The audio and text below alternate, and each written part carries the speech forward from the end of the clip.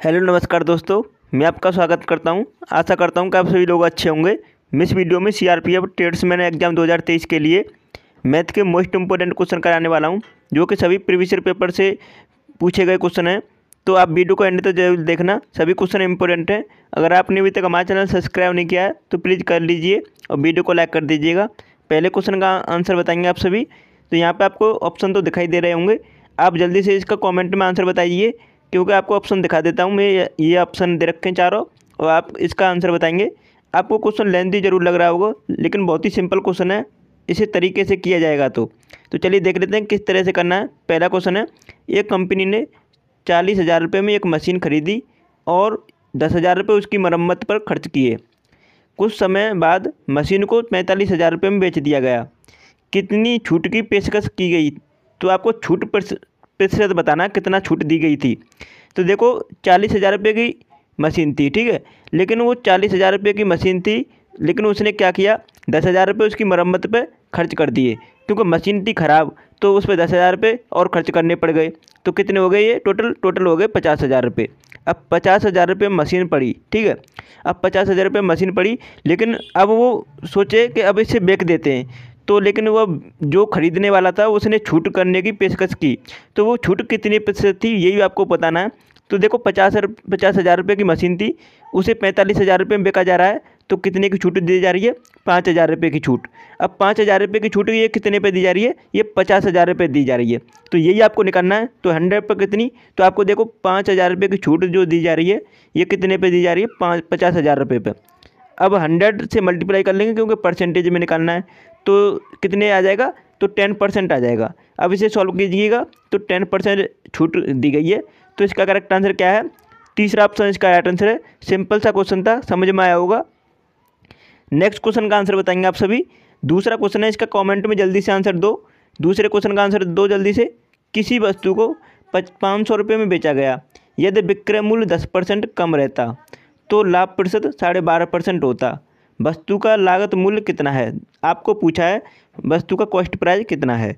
तो चलिए सॉल्व करते हैं, तरीके से करेंगे, बहुत ही सिंपल सा क्वेश्चन है। अब देखो यहाँ पर बोला है 500 रुपये में बेचा गया, तो मतलब उसका एसपी दे रखा है 500 रुपये, लेकिन वो बोला है यदि विक्रय मूल्य 10% कम रहता, तो मतलब 500 से और 10% कम रहता तो 12.5% का लाभ होता। तो 500 का हम 10% निकालेंगे तो कितना आएगा? 10% निकालो तो कितना आ जाएगा? 50। अब 50 आ गया। अब हम 500 में से 50 को माइनस कर देंगे, क्योंकि वो बोल रहा है 10% कम रहता तो 12.5% का लाभ होता। तो 500 में से 50 घटाएंगे तो कितना आएगा? 450। 450 आ गया। अब 450 पे बोल रहा है 12.5% का लाभ होता, तो मतलब 12.5% की फ्रैक्शन वैल्यू कितनी होती है? 1/8। तो मतलब 8 पे 1 का लाभ होता। तो ये बोला है 8 पे 1 का लाभ होता, मतलब 8 की चीज़ को 9 में बेचता। तो 9 का मतलब 9 की वैल्यू दे रखी है ये, और 8 की वैल्यू आपसे पूछिए, क्योंकि कॉस्ट प्राइस निकालना है आपको। तो 9 से डिवाइड करेंगे तो 9 पूरे 45 और 5 40, 400 आ जाएगा। तो उसका सीपी कितना आ गया? 400 रुपये। तो इसका करेक्ट आंसर कितना होगा? तीसरा ऑप्शन होगा, 400 रुपये इसका राइट आंसर होगा। आशा करता हूँ बहुत ही सिंपल सा क्वेश्चन था, समझ में आया होगा आपको। अगर नहीं आया है तो एक बार फिर से वीडियो को देख लीजिएगा, बहुत ही कम समय की वीडियो है। आप इस टाइप के क्वेश्चन को 1 से 2 बार देख सकते हैं, बहुत ही सिंपल होते हैं, लेकिन आपको तरीका आना चाहिए करने का। दो संख्याओं के घनों का अंतर दे रखा है 999 रुपये, 999 दे रखा है। अब संख्याएं दे रखी हैं 4:3 के अनुपात में हैं। छोटी संख्या का वर्ग कितना है? छोटी संख्या का आपसे वर्ग पूछा है, मतलब 3 का वर्ग पूछा है आपसे। 3 का वर्ग कितना होता है? 9। तो ये आपको बाद में ज़रूरत पड़ेगी 9 की, ठीक है, तो इसे ध्यान रखिएगा। अब देखो मैं आपको बता दूं, दो संख्याओं को घनों का अंतर मतलब समझ रहे हो कि 4 का क्यूब कितना होता है? 64। और 3 का क्यूब कितना होता है? 3 का क्यूब होता है 27। अब ये दोनों का अंतर कितना होता है? 37। तो ये 37 यूनिट की वैल्यू दे रखी है 999, ये आपसे बोला है, यही आपको समझ में आनी चाहिए थी। तो 37 की यूनिट की वैल्यू दे रखी है 999, तो आपको निकालने कितने की थी? छोटी संख्या का वर्ग कितना है? तो मतलब 3 का वर्ग कितना होता है? 9। तो 9 की यूनिट की वैल्यू निकालनी थी। अब देखो सॉल्व करेंगे इसे, 999 में 37 से डिवाइड कर देंगे, 37 यूनिट की वैल्यू है, लेकिन हम निकालना क्या है? 9 की यूनिट की वैल्यू। अब आपको इसे 37 से डिवाइड करेंगे आप, तो कितना बार कट जाएगा? तो 37 से डिवाइड कीजिएगा तो 37 दूनी 74, उसके बाद कितना बचा? 25, और उसके बाद 37 इसे काटेंगे फिर आगे तो कितने बार कट जाएगा, 37 सत्ते तो 7 बार। अब 27 का मल्टीप्लाई करेंगे आप 9 में तो कितने बार कट जाएगा, सॉरी 27 का मल्टीप्लाई 9 में नहीं करेंगे, मैं बाय मिस्टेक गलत कर रहा हूँ। छोटी संख्या का वर्ग, वर्ग कितना है ये आपसे पूछा है ना, तो छोटी संख्या का वर्ग आप निकालेंगे तो यहाँ पे छोटी संख्या का वर्ग जैसे 3 का आपको 3 यूनिट की वैल्यू पूछी थी, 27 ये कितना होता है 81, तो 81 आएगा इसका करेक्ट आंसर। सेकंड ऑप्शन इसका राइट आंसर हो जाता है, ठीक है, तो 81 इसका करेक्ट आंसर होगा। अब नेक्स्ट क्वेश्चन का आंसर बताएंगे आप सभी। नेक्स्ट क्वेश्चन का आंसर क्या होगा, अब आपको देखो यहाँ पे क्वेश्चन में आपको समझ में नहीं आया होगा, एक बार फिर से बता दूं क्योंकि आप फिर भी चक्कर में पढ़ रहे हैं यहाँ पे कि जैसे दो संख्या को घनों का अंतर दे रखा है, तो दो संख्या को घनों का अंतर क्या होता है, मान लीजिए एक संख्या थी x और दूसरी संख्या थी y। अब इसमें अंतर कितना है, x का क्यू और y का क्यू दे रखा है 999 ये था, तो यहाँ पर 4:3 के दे रखे हैं, तो हमें x और y नहीं लेनी है न कि हमें, तो यहाँ पे x ये जो x मतलब जैसे 4:3 दे रखी है तो 4x/3x ये दे रखा है।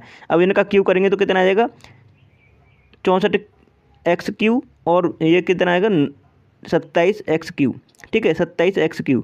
अब यहाँ पे इनका अंतर लेंगे तो कितना आ जाएगा, तो x³ बाहर निकल आएगा, उसके बाद इनका 37 आ जाएगा, ठीक है। तो इतने का ये दे रखा है वैल्यू आपको, x³ = आपको दे रखा है 999/37 ये दे रखा था। तो x की वैल्यू निकालेंगे आप यहाँ से, क्योंकि हम x³ आपको साथ में नहीं बताया था, मैंने आपको डायरेक्ट बताया था। तो देखो आप यहाँ से निकालेंगे तो कितना आया था हमारा, ये काटेंगे इसे आप तो 27 बार कट जाएगा ना।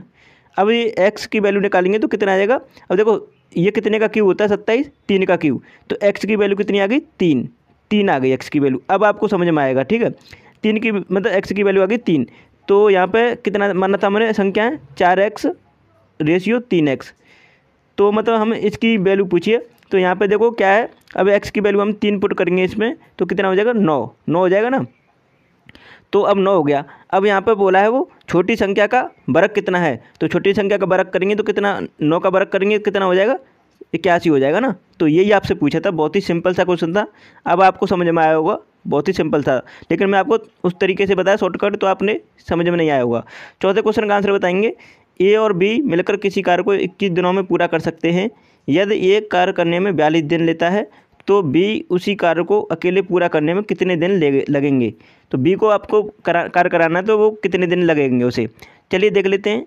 ए और बी, A+B कार्य कर रहे हैं तो 42 दिन ले रहे हैं, ठीक है। और उसके बाद ये अकेला कार्य कर रहा है, तो वो 42 दिन का समय ले रहा है। सॉरी यहाँ पे देखो A+B कार्य कर रहा है तो 21 दिन का समय ले रहे हैं। उसके बाद ये अकेला कार्य कर रहा है तो कितने दिन का समय ले रहा है 42 दिन का। इन दोनों का ले लेंगे एलसीएम तो कितना आ जाएगा 42। अब यहाँ पे 42 को डिवाइड करेंगे, अलग अलग एफिशिएंसी निकालेंगे, तो यहाँ पे 21 से डिवाइड करेंगे तो 2 बार कट जाएगा और 42 से 1 बार। तो यहाँ पे अब देखो A+B में से ए माइनस करेंगे तो कितना बचेगा बी, तो बी की एफिशिएंसी निकाल लेंगे तो 2 में से 1 माइनस करेंगे तो 1 आ जाएगी, बी की एफिशिएंसी आ गई 1। अब हमें बी से कार्य कराना है अकेले से, तो टोटल कार्य कितना 42। अब 42 को 1 से डिवाइड करेंगे तो कितने बार करेगा 42 बार, तो 42 को 1 से डिवाइड करने पर 42 ही आएगा। तो तीसरा ऑप्शन इसका राइट आंसर हो जाता है, बी को उस कार्य को अकेले करने में 42 दिन का समय लगेगा। तीसरा ऑप्शन इसका करेक्ट आंसर होगा। आशा करता हूँ समझ में आया होगा आपको। अब देखो 5वें क्वेश्चन का आंसर बताएंगे जल्दी से, बहुत ही सिंपल सा क्वेश्चन है लेकिन आपको लेंथी लग रहा होगा। आप इसे तरीके से करेंगे, हम ए बी सी और डी को अनुपात दे रखा है 4:8:11:15 के अनुपात में लाभ बांटना है। यदि न्यूनतम और अधिकतम अनुपातों के बीच अंतर दे रखा है 22,000 का, तो अन्य दो अनुपातों का योग क्या है। देखो बहुत ही सिंपल सा क्वेश्चन है, आपको यहाँ पर समझना होगा कि 4x - 15x मतलब 15 और 4 का यहाँ पे अंतर दे रखा है, कितना दे रखा है 22,000, लेकिन हमारे 15 और 4 में कितना अंतर है 11 का, तो ये 11 यूनिट की वैल्यू दे रखी है 22,000। तो हमें क्या पूछा है उसने पूछा हमसे दो अन्य अनुपातों का, दो अन्य कौन से बचते हैं 8 और 11, इनका योग कितना है। तो 8 और 11 कितने होते हैं 19 का मल्टीप्लाई कर देंगे। आप इसे सॉल्व कीजिएगा तो कितना आ जाएगा, ये 2000 बार कट जाएगा। उसके बाद यहाँ पे मल्टीप्लाई करेंगे 19 से तो 38,000 आ जाएगा, 19 दूनी 38। तो इसका करेक्ट आंसर क्या होगा, फोर्थ ऑप्शन इसका राइट आंसर होगा। आशा करता हूँ समझ में आया होगा, बहुत से स्टूडेंट को समझ में आ गया होगा क्वेश्चन, लेकिन अगर नहीं समझ में आया तो एक बार फिर से वीडियो को देख लीजिएगा, आपको समझ में आएगा आसानी से। अब देखो नेक्स्ट क्वेश्चन का आंसर बताएंगे। 6वां क्वेश्चन है, सिंपल सा क्वेश्चन है, इसका करेक्ट आंसर सभी बताएंगे। कमेंट में जल्दी से आंसर दिया करो अगर आपको क्वेश्चन समझ में आता है तो। 6 पेंसिलें का मूल्य दे रखा है 30 रुपये और 12 कलमों का मूल्य दे रखा है 120 रुपये। 50 पेंसिलें और 50 कलमों का औसत मूल्य कितना है। देखो बहुत ही सिंपल सा क्वेश्चन है, तरीके से बताएंगे हम। तो 6 पेंसिलों का मूल्य दे रखा है 30 रुपये, तो एक पेंसिल का मूल्य कितना हो गया, 30 में डिवाइड कर देंगे 6 से तो 5 रुपये। ठीक है, एक पेंसिल का मूल्य आ गया 5 रुपये। उसी प्रकार 12 कलमों का मूल्य दे रखा है 120 रुपये, तो एक कलम का मूल्य कितना आ गया, 10 रुपये। 10 रुपये आ गया। अब यहाँ पे आपको बोला है कि 50 पेंसिल और 50 कलम, मतलब 50 से मल्टीप्लाई करो इसमें 5 में और 50 से मल्टीप्लाई करो इसमें 10 में, तो कितना आ गया, ये ऊपर आ गया 250, 250 और नीचे आ गया 500। ठीक है, अब ये दोनों को जोड़ देंगे क्योंकि उसने बोला है इन दोनों का औसत पूछा है, 50 पेंसिल और 50 कलमों का। तो हमने 50 टोटल निकाल लिया दोनों का, तो कितना आ गया इनका 750। ये 750 आ गया। अब आपको औसत निकालना आता होगा। औसत निकालने के लिए टोटल योग अपॉन टोटल संख्या से भाग दे देंगे, तो 100 से डिवाइड करेंगे तो कितना बार कट जाएगा, 7.5 आ जाएगा ना। तो इसका करेक्ट आंसर क्या होगा, 7.5 इसका राइट आंसर आ गया। तो सेकंड ऑप्शन इसका राइट आंसर होगा। आशा करता हूँ समझ में आया होगा, बहुत ही सिंपल सा क्वेश्चन था। अगर आपने अभी तक हमारा चैनल सब्सक्राइब नहीं किया है तो प्लीज़ कर लीजिए और प्लीज़ वीडियो को लाइक कर दीजिएगा। आपने हमारी ये वीडियो नहीं देखी है तो क्यों नहीं देख रहे, एग्जाम से पहले देख के जाइएगा। इंपॉर्टेंट वीडियो हैं, इसी टाइप के क्वेश्चन पूछे जाते हैं आपके एग्जाम में। मैं उन्हीं क्वेश्चनों को करा रहा हूँ जो एग्जाम में पूछे जाते हैं, एग्जाम ओरिएंटेड है सभी क्वेश्चन। तो चलिए वीडियो को यहीं समाप्त करते हैं। Thanks for watching my video.